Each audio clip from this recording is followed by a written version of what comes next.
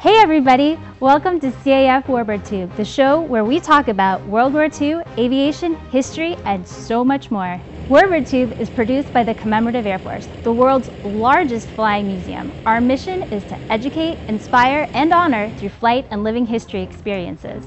The CAF began the Warbird movement more than 65 years ago, and thanks to the support of individuals like you, we continue to grow strong.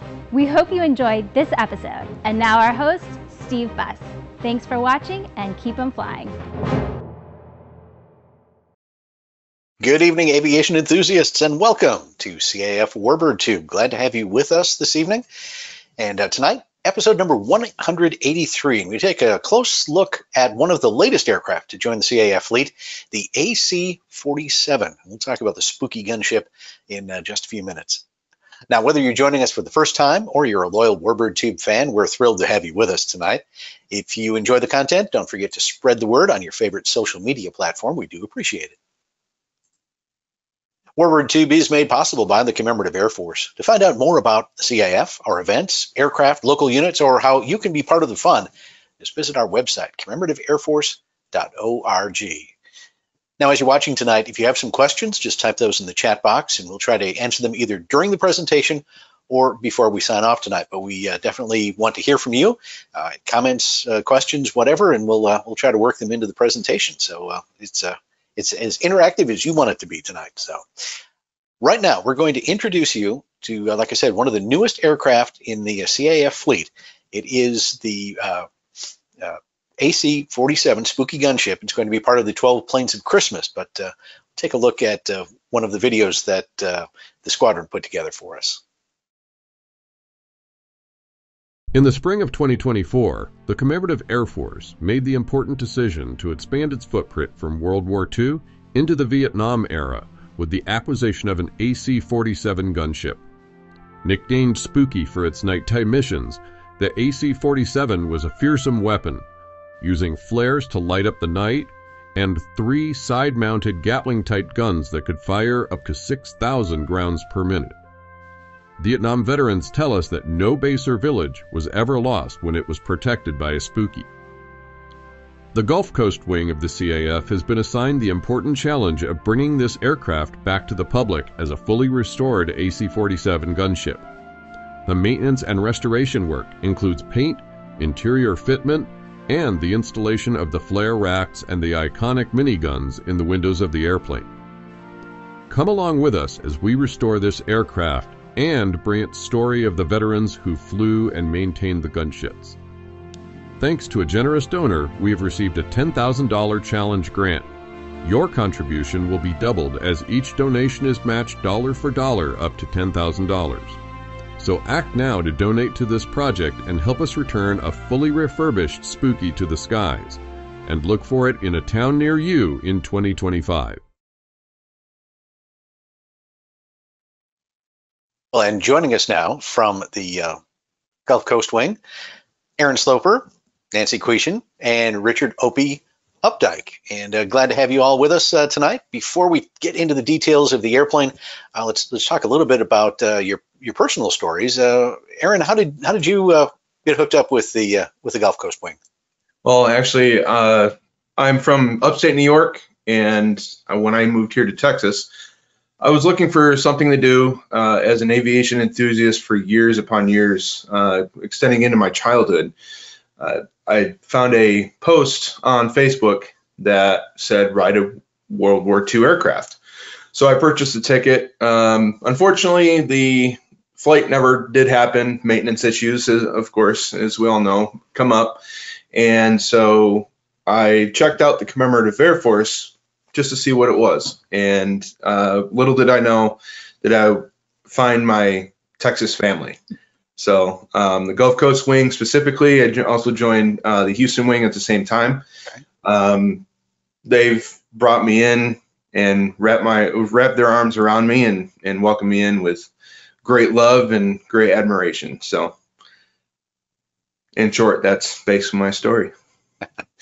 And Nancy, obviously, your face, your name, you've been with CAF for a number of years and very, very active. How did you get involved, though, in the very first place?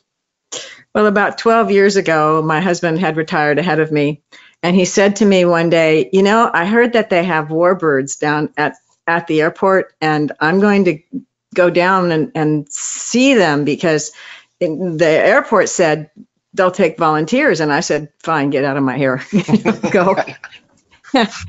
And he came home with this big, stupid smile on his face. And he said, they'll train me, they'll teach me, and they go places. And if you volunteer to help, you can go places too, and you can go on the airplanes. And the rest is history. He's a maintainer and a load master and a crew chief. And over that period of time, I went to work volunteering, selling T-shirts. I went to work helping the marketing organization. And for the last few years, I've been the executive officer of the unit. Very good. How many aircraft are with the Gulf Coast Wing right now? We operate 2 right now. We operate the 1947 Beechcraft, model Beech 18, Twin Beech for short, and 1943 genuine World War II veteran. The world would recognize as a T6 Texan. Ours worked for the Navy. It's an S&J. It is a World War II veteran. It was an instrument trainer in Pensacola. Okay. And both of those aircraft are touring routinely and appearing in towns and air shows and civic events all over the Southeast. Very good. And Opie, how did you get roped into the Gulf Coast Wing? I mean, I'm not quite sure. Yeah.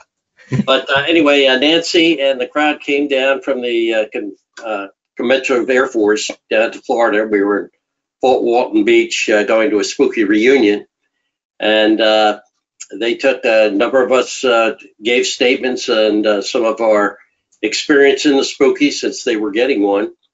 And that's how I got involved. Nancy called me up, said, would you like to be on a podcast? And I said, never been on one, but here I am. There you go. And you can't say no when Nancy calls, right? No, you cannot. Yeah. Well, let's take a look. We've got some air-to-air footage of the airplane and some video footage of what it looks like right now. We'll talk a little bit about what's happening with it, and then Opie, we're going to come back and talk to you a little bit about your experiences flying the AC-47 during the Vietnam conflict.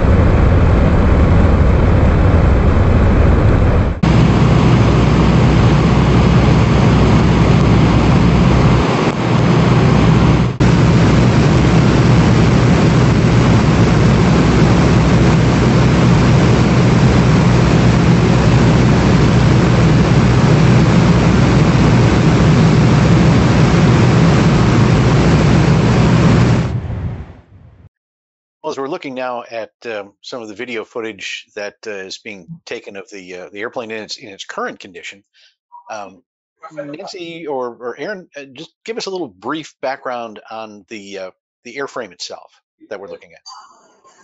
So a lot of people know the AC-47 is possibly a DC-3. There was just over 16,000 of them ever produced, and that's civilian and military, with military having just over 10,000 airframes.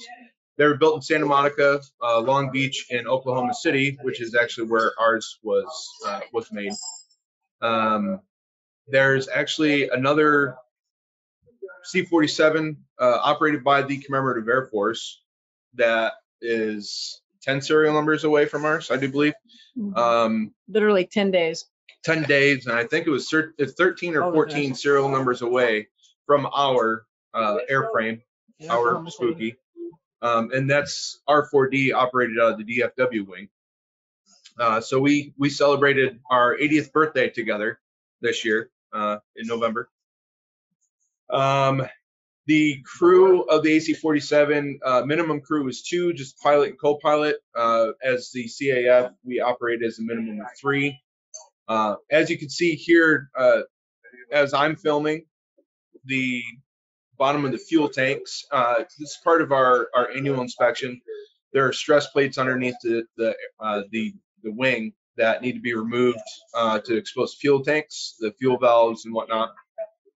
So in the restoration process of this particular airframe, we are finding a few things here and there, like Nancy said before.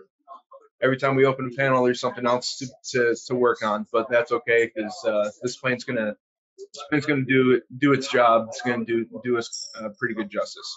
So a little bit of specs on it. The length is just over 64 feet.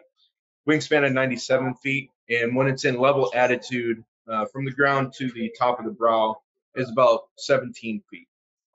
It's powered by Pratt & Whitney R1830-94 twin Wasp 14 cylinders, so it's 2 rows of 7.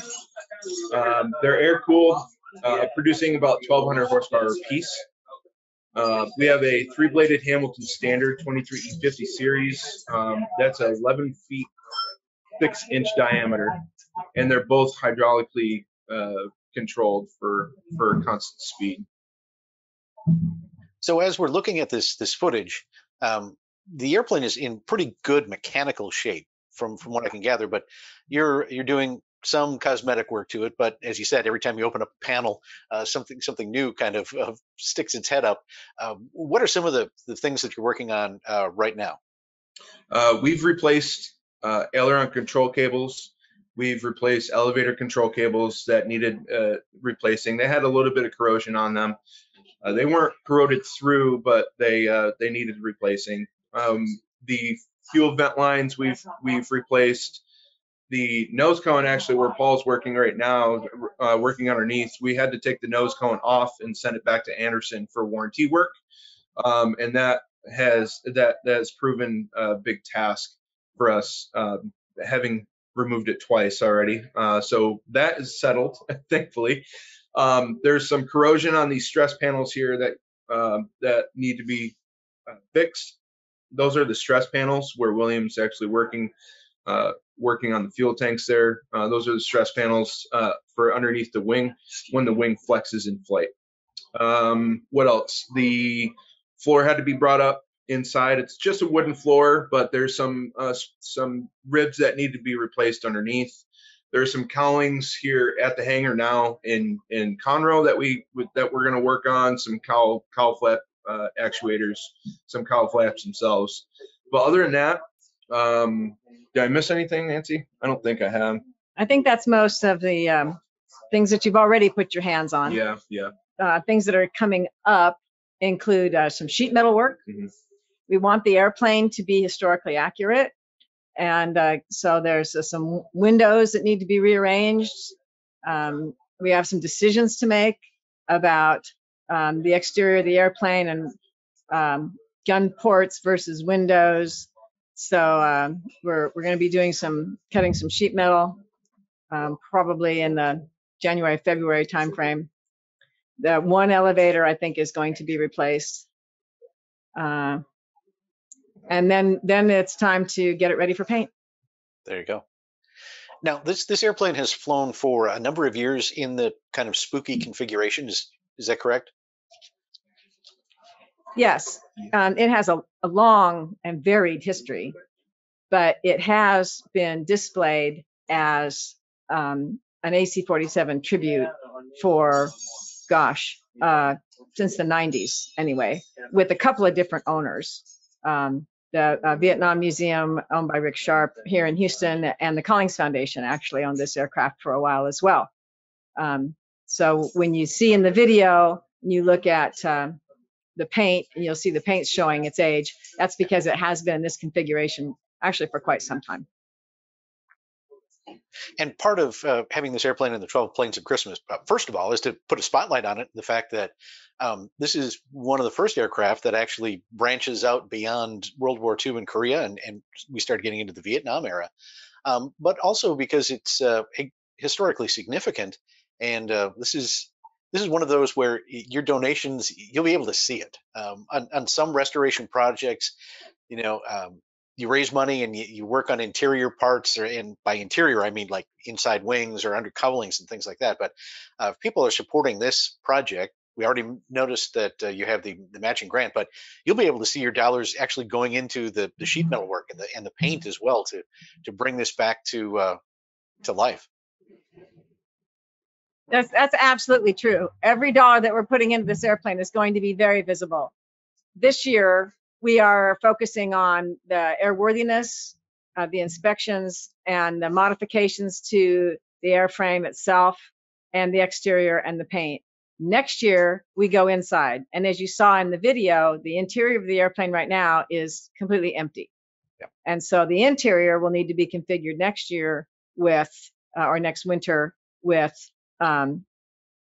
things like the flare racks, bulkheads, of course, the replica miniguns, and seats for the public, because we will be offering living history flights in this airplane once we get the interior refurbished. So as you can see here, the panel has been redone. It is not period correct. It's one thing that we're going to keep for operational reasons.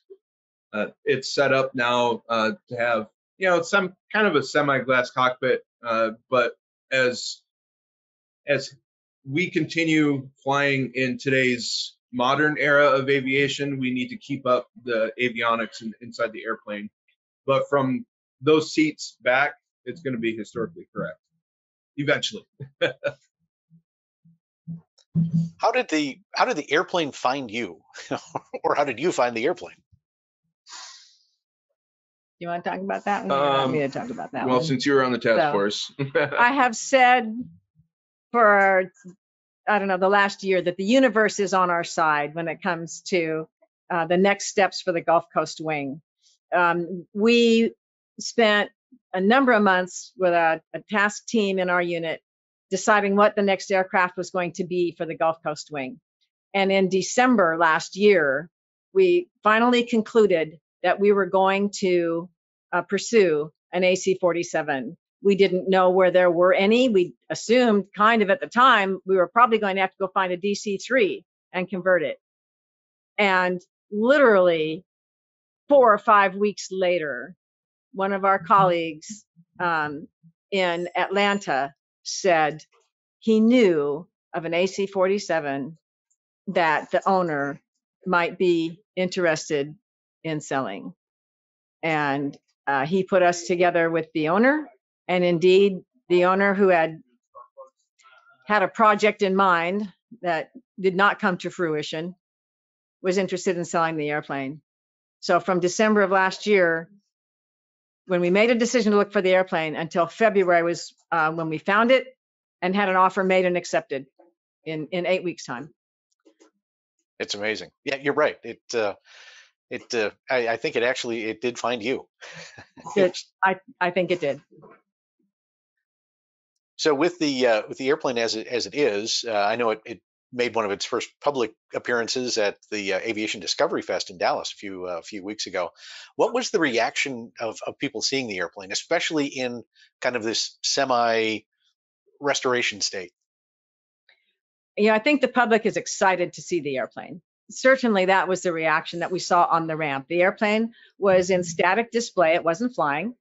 But the reactions, very popular. For one thing, of course, the airplane's very dramatic and attention-getting just to look at. Secondarily, we are hearing a lot of support for our efforts to tell the Vietnam story. We had actually two.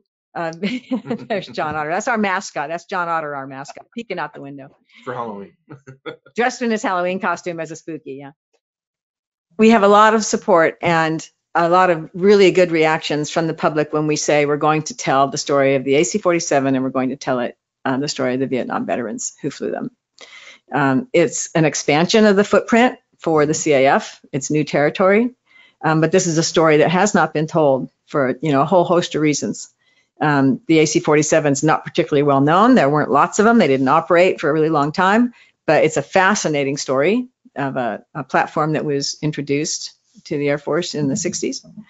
And also the story of the Vietnam conflict and the veterans who served there is also a story that hasn't been told a lot. And on the ramp, as we talked to people at Aviation Discovery Fest, we had huge support for that dual mission of talking about the platform and talking about the veterans who flew and maintained it. That's great. And as you said, kind of expanding the CAF footprint, as World War II veterans are unfortunately passing away, some of those stories are just gone, lost to the wind. So I really compliment you on taking the step to move forward, and we're going to talk to Opie in just a little bit to capture some of those stories and bring them to life along with the airplane. With I noticed that there was a whole variety of people who were working on the airplane. Now, the Gulf Coast Wing is in Conroe, Texas. The airplane is in Dallas, but there were a lot of folks working on the airplane. So, are you bringing extra people in to work on it? Yeah, we so personally, I've gone up twice now. I live right here outside the airport of Conroe. Fortunately, we have some members that have their pilot's license and own their own airplanes. So it's rather than driving, I think it's about 2.5, 3 hours from my house door to door to the Agassiz hangar there in Dallas. We can just fly up there. It takes about hour and 10 minutes, depending on the wind and whatnot. And we not only are we coming from the Houston area, because we do have some maintainers that live on the south side of Houston, the west side of Houston and whatnot, but we're also bringing in some of our friends from Oklahoma. Our astute A&P-IA, Greg Downing, he has volunteered a lot of his time and a lot of gas to come and help us. And he's been a pivotal member of the Gulf Coast Wing in this restoration. And I know for me, I'm super thankful that he's a part of us, and he does such great work. He's a great leader, and I think the product that we're restoring is going to be absolutely astounding, just because there's so many talented people working on this thing. We have some members in the Dallas-Fort Worth Metroplex area, and they've been volunteering to come out as they can. Of course, we would much rather have the airplane with us at home here on our field in Conroe, but it's a big airplane. It's 98 feet wide, and takes a whole lot of space. So there isn't a spot that we can park it in Conroe right now, but we plan to pounce as soon as there's one available and get the airplane back to Conroe so that we can have all of our members working on it and leverage the workforce and the time and the expertise that we've got here in Conroe. Well, as we're watching that video, panels are off, the fairings are off, and you really get this sort of look of an airplane that looks like it needs a lot of work. But in reality, you're just doing a lot of cosmetic things right now. As you said, you're doing some inspection, taking care of some corrosion, things like that. So the airplane itself is in pretty good condition, I take it? Yeah, it's generally in good condition.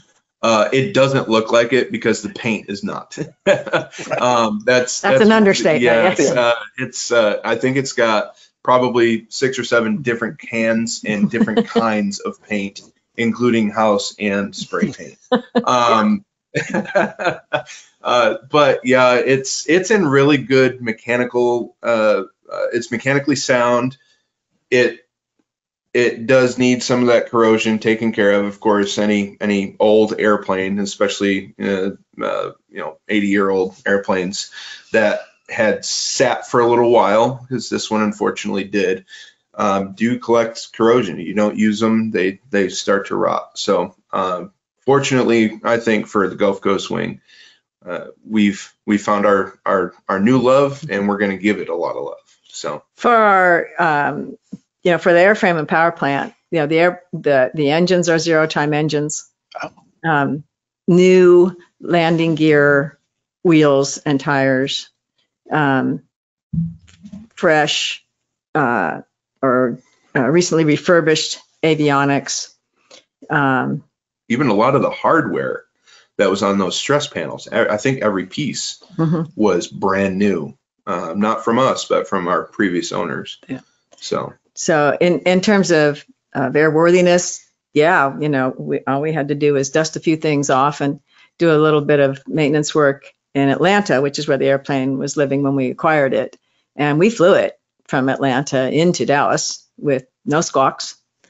And so it really is a matter of refurbishment and reconditioning. And we're excited. We are aspirationally hoping to have all the airframe work finished, as well as paint finished by the middle of June. We have an invitation to go visit the U.S. Air Force Special Operations Command at Hurlburt Air Force Base in June, and we hope to be able to get there.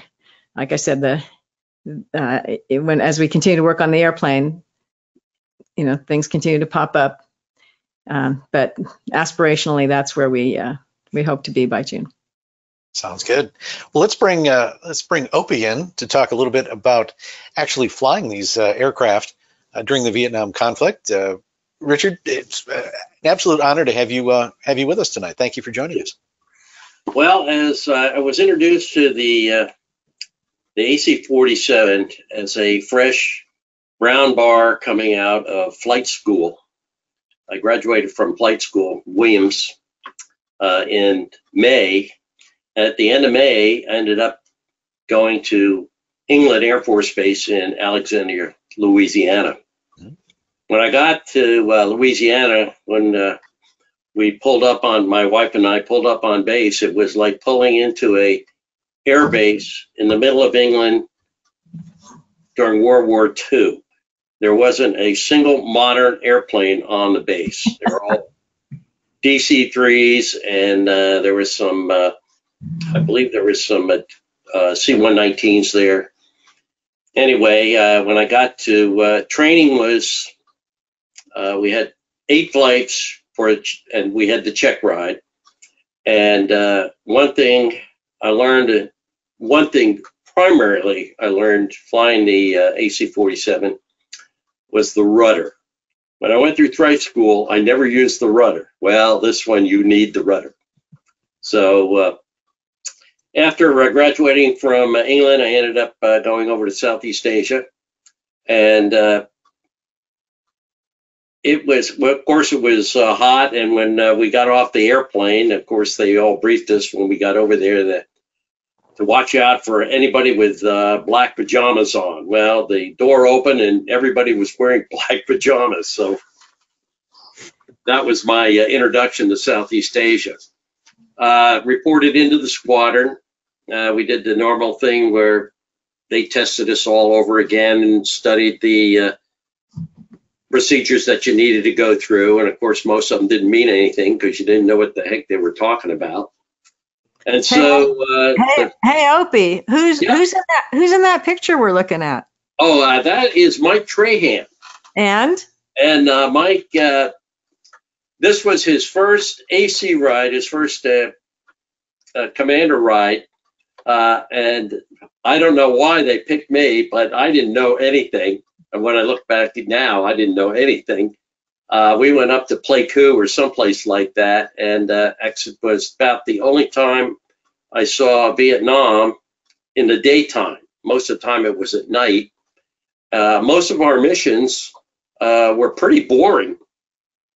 we would go up and bore holes for maybe 4 or 5 hours, listen to the Armed Forces Network over the radio. But we had a navigator who used to remember all the frequencies of the people that he talked to on the ground. So while we were flying up and down the coast, we were based out in Nha Trang, he would call up all these guys and ask them if there was anything to do. Most of the time we were out over the water just because the weather was bad. We had a lot of scud and the ceilings were very, very low. So, but every once in a while somebody call up and then we'd go out on a mission. And 9 times out of 10, you'd go out, shoot out, and come back, and you would never get any kind of response, or you never get any kind of feedback on what you did. So that was basically it.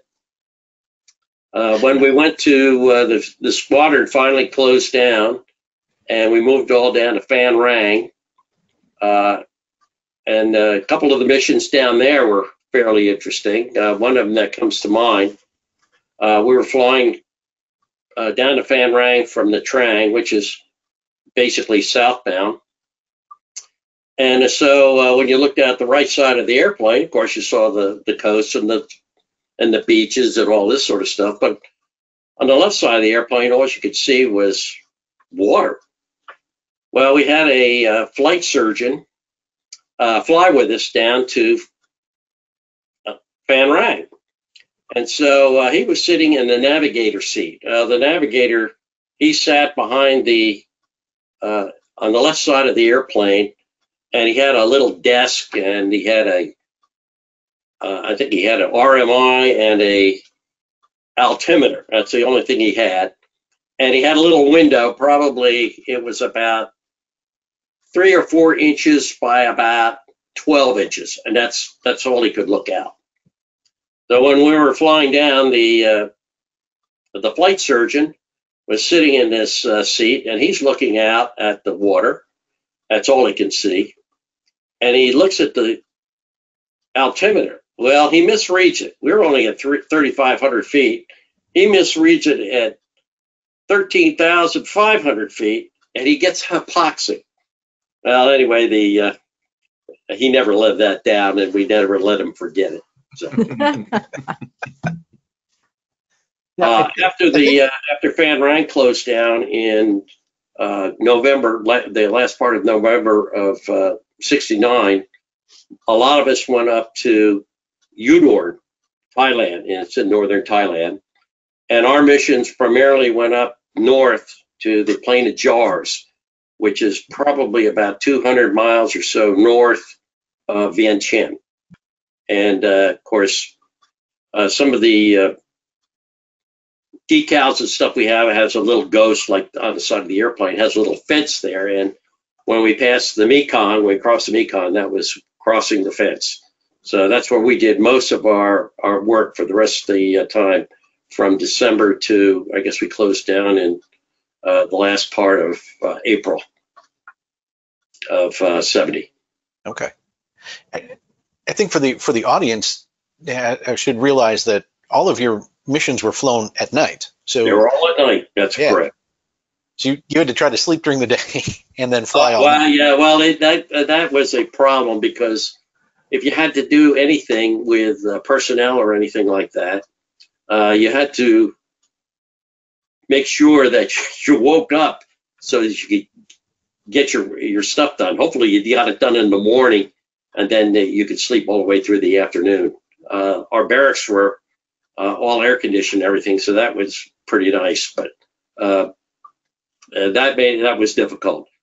But what happened is we I myself scheduled everything at night. Did a lot of photography work at night and stuff like that, and everybody had gone to bed. Nobody was there at 2 o'clock in the morning. I was wide awake because I just stayed on a nighttime schedule. So, and a lot of midnight movies went to. So. Well, by the way, your buddy Harvey says hello. Harvey Wasserman. He's watching tonight. Is he? Yes. I'll try to do well. Of course, he'll never let me forget it.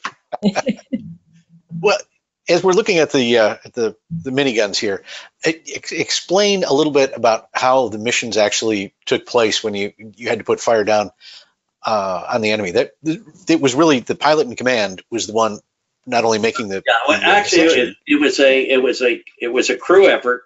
Right. You had 2 gunners in the back. They basically made sure that the guns were reloaded and ready to go.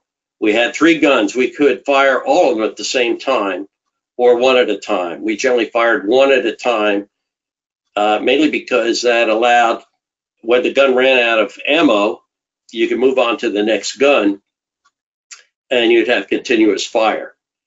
Basically, what would happen is the navigator and pilot would be talking to somebody on the ground, and they would identify the target. Once the target was confirmed, we would generally put a test firing down to see if the guy said yes or no, or he would adjust where the fire was going to go. Once that happened, the pilot would then fire the guns. We'd go into a 30-degree bank turn and go ahead and fire the guns, and basically he became very proficient in pylon turns. So, did you have a gun sight at all in the cockpit, or was it just we did have a gun sight. It was rather rudimentary. Basically, you'd use it, and then you'd sort of judge where the flares would burn out, and of course, the bullets would continue on, and then you would adjust from there. After a while, you got pretty good at figuring out where the bullets were going to go. So, yeah, we're looking at some photos now that are obviously time lapse of some missions. Now, sometimes we would throw at flares, and there's many a mission that I've flown on that we flew out a flare, and that was the end. We didn't even fire a shot. A flare was all that needed for the bad guys to run away, because they basically knew it was going to happen. So a lot of us didn't like to use the flares because it ruins your night vision. Right. These things are very bright. Once they went out, you couldn't see anything. So basically what we would do, we also had ground flares. And basically we would take the parachutes out of the ground flare, fill it up with, we had cans of hydraulic fluid, which is flammable, and then throw those things out and start a fire on the ground. Once the fire started, you had something to, you can orient yourself to where the bear guys were in relation to the fire. So and we didn't ruin our night vision that way. How many missions did you fly during Vietnam? I flew about 160. Wow. And again, a lot of those were like all night long because. Well, it depends. There were some that were very long and didn't do anything. Right. And others, I can think of a couple in Thailand. We went up and we fired out in 15 minutes. That we were carrying maybe 17,000 rounds. We'd fire out in 15 minutes and then go back and reload and go back again. But as I say, you never knew what was going to happen. Some of the flights were very fast and exciting, and others rather boring. You mentioned the 3 guns and firing all 3 at once. How does that change the trajectory of the airplane? I can't imagine that it doesn't. It doesn't do something. It'll kick the airplane out slightly, but the guns really didn't have that much recoil. Didn't have that much effect on the airplane. At least I didn't think it did. And then, of course, this is a guy that didn't know how to use the rudder, so you know. And you must have had to keep trimming the airplane, especially as you're firing as your ammunition is going out. You're losing weight. So you probably had to Yeah, but keep trimming? you're not. Yeah, you're losing weight, but it's not like losing a lot. Like throwing out a large, let's say a truck or something like that. You're using a little at a time, and basically you're flying the airplane, and you just allow for it. It's just a natural thing. After a while, you just get used to it. So at this point, you're flying the AC-47. It's World War II vintage aircraft. Did you have aspirations of maybe flying something a little newer when you got into? Well, I did, and especially when you start looking, all the airplanes I ever flew over there were older than I was. I think the most modern one was a 43. That was a real new one, and of course I was born in 45, so it was. But it was an airplane. It was fun to fly. What other aircraft did you fly in service? I flew tankers after I flew over in Southeast Asia. I went to Dyess and flew tankers out of Dyess for 5 years, and I was reassigned to Fairbanks, Alaska, to Eielson, and I flew T-birds up there, T-33s, and then I retired and. I didn't retire, but I got out of the service and ended up doing other things. This is the illustration of any landing you can walk away from. Is it? That's right. That's the one. What were the kind of loss rates of AC-47s in combat? The loss rates weren't. I think we lost a total of the entire time. I think it was 7 or 8 airplanes over there. With a total of what was it, 78 guys perished over there. It was a fairly safe airplane. They had more. The rates were a lot higher when they were flying it when they first started using the airplane. They were using it during the daytime. It didn't take long to figure out that this was not a very good idea. So once they went to flying at night, basically the airplanes that were lost were probably due to weather or engine failure or something like that. And of course, at night, you don't or running into the ground. Right. You just don't know. And some of the airplanes were lost, and they have no. Right now, a couple of them, they have no idea where they sort of have an idea where they landed or they crashed, but they really haven't found the airplane itself. Hey, Opie. Yes. If you can see the black and white photo there that we're displaying right now, that photo was given to us at the Spooky Brotherhood reunion. Do you know the story about that airplane? No, I sure don't. Because I think that one happened up in either Phuket or Pleiku, and I'm not quite sure. They were actually hit, and when they actually got down, the guys got out of that one, but one of the veterans showed us that photograph when we arrived down there at the reunion. There's actually 3 pictures of that airplane covered in fire foam in pieces, and I asked him if he had seen that aircraft. Did you see that one? No, I didn't see that. That happened. I asked before it got there. I asked the veteran who was showing us the picture if he had seen the aircraft, and he said, "See it? I was on it." And they had actually had a collision with another aircraft that had taken anti-aircraft fire and lost an engine. And the veteran who was on it, who was one of the gunners, said to us, "We thought we were going to land safely. We thought we had it made, but when they got on the ground, the airplane ground looped, caught a wing, caught fire, and they were being followed by the medevac helicopters who knew there was an emergency, Pedro High and Pedro Low. Right, the helicopters were, alerted, and they were following Spooky.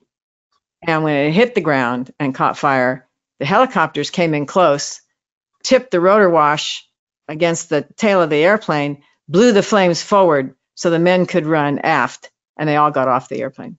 Wow. It's an amazing story. Isn't it though? Yeah, the landing you can walk away from. That's right.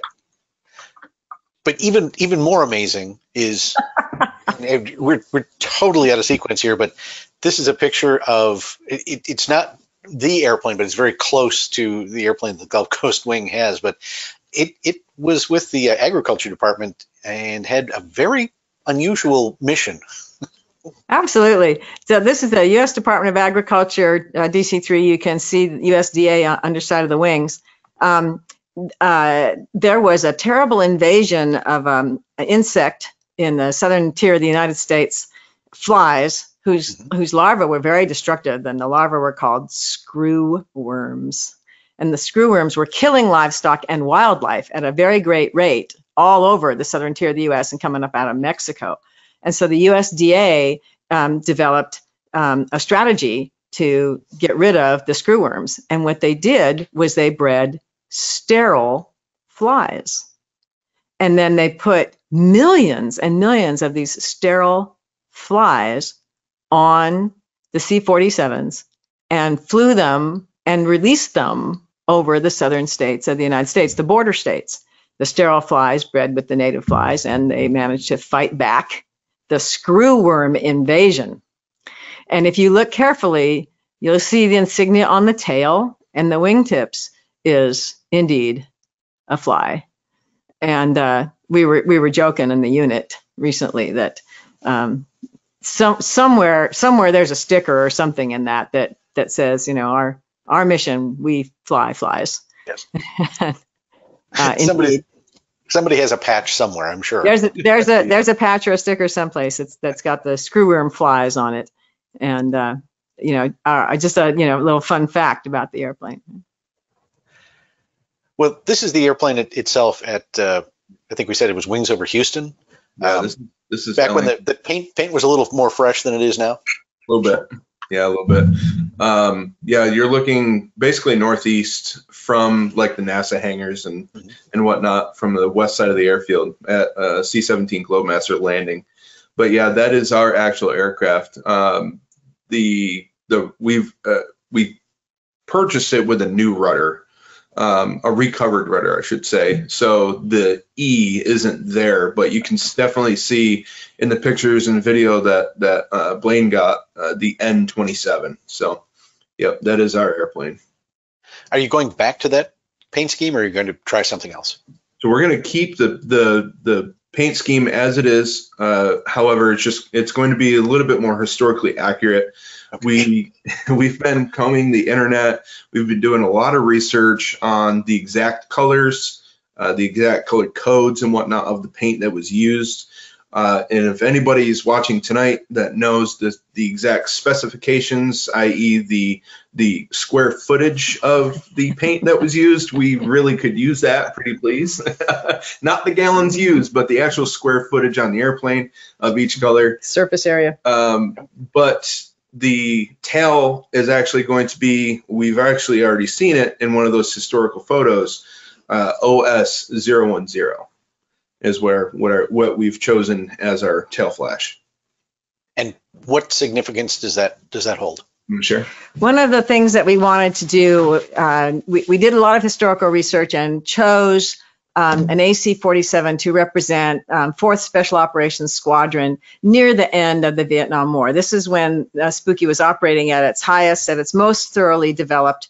And rather than try to recognize a single aircraft or a single mission, we've chosen to recognize the 4th SOS, the Special Ops Squadron, and those airplanes finished their service based, as Opie was saying, at Udorn in Thailand. There's another AC-47 tribute aircraft that flies out of Topeka. So one of our goals was to have a different tail code than that one, so that when we are flying together, we can tell one from the other. And the OS tail flash and 010 is an aircraft that was after the war on display as a static in Thailand at Udorn. So it seemed to us to be one of the latest ones, and that was a nice representation of the unit itself. Very good. We noticed that Opie, Nancy sent some photos from the Spooky Brotherhood, the reunions that take place. How often do these reunions take place, and how long have they been going on? They have been going on, probably, I think we just had our 15th. Wow. Okay. I think it was our 15th. I started going at the 8th anniversary. It's one of those things where I decided to go and didn't know whether or not it was going to be my first and last, but I've been going to every one of them and enjoyed every one of them. It just me got, well, the first one I showed up at, people remembered me. I didn't actually remember them, but they remembered me, and I'm not quite sure if I owed them money or what. It left a lasting impression. Yeah, a lasting impression, and it's always a good time. And in the past few years, I've been taking. I took my wife a couple of times, and I took before she passed, and I've been taking my kids to there, and others have brought their kids along too, just to show the camaraderie that this group has. I think the camaraderie with this group is second to none. Never been in any group like this before. Everybody's just fits right together, and they're all for one another. Very good. And I must say that the four of us who attended the Spooky Brotherhood reunion in Pensacola last September were really warmly welcomed as well. And we weren't entirely sure what to expect either. We kind of called ourselves up, invited ourselves up rather, to come to Pensacola, and we weren't entirely sure, what the reception might be. We're not Vietnam era veterans. Maybe these really truly veteran aviators, wouldn't particularly be interested in people who fly old airplanes and didn't really necessarily serve, although a number of our members, of course, are veterans. But boy, we were welcomed with open arms, and we are just so delighted to have the relationship now with the Spooky Brotherhood. And it's for those of us who have been with the CAF for a long time and who have spent a lot of time in the World War II environment, it really, for me, changes the mission when we get to deliver the mission side by each with the veterans who were there. And it's a big pivot for us, right, to be able to deliver the education and the inspiration and the recognition. There we are right there. Yeah. With the veterans by our side. Yes, it adds a completely different element to the story when you can. I mean, it's one thing for you and I to talk about the AC-47 and its mission, and we can talk and be historically accurate and speak with passion and relay the story, but it makes it that much more real when you have someone like Opie with the airplane telling his story, his personal story of what happened. Exactly. And here's your mascot. There's our mascot. There's John Otter at the monument in Hurlburt Air Force Base in Florida. Is there a story behind that? It was a gag. Months ago on Facebook, when we put up a Facebook meme, and it said, the meme was, no, I said I wanted the autopilot. And what we got was the autopilot. And it was very popular on Facebook. So we got ourselves an autopilot. Our wing leader's name is John Cotter. So naturally he became John Otter. There you go. And John Otter goes with us everywhere we go. He's flown on lots of warbirds. and he's very popular. Actually, he's got a pretty big following of his own. And this is a picture just recently from the Aviation Discovery Fest in Dallas. And, Yes. yeah. And you can see the R4D from the DFW wing in the background as well. In the background, right? Yep. Was that before we knew that we were cousins? We did know at Okay. that point that they were sister airships.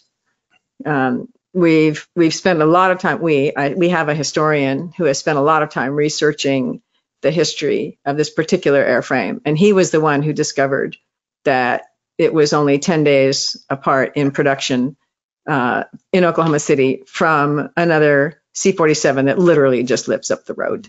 Yeah. It's very cool. And I love this picture for a number of reasons, but the big one is this really is the mission of the CAF encapsulated in a photograph, and that is sharing that story across generations. So you're looking for the mom and then the young boy as well. It really is why we do what we do. Mm-hmm. Very much so. Yeah. Well, speaking of what we do, and that is fly airplanes and share stories. To help do that, we need to raise some money for this airplane. And in the just a couple of minutes we have left, tell us a little bit about your matching donor and how people can be a part of the 12 Planes of Christmas for the AC-47. Oh, wasn't that exciting? We were really excited to be chosen as one of the featured aircraft in the 12 Planes of Christmas campaign.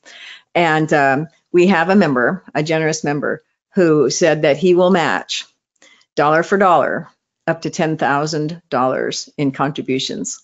And so we're launching the campaign now.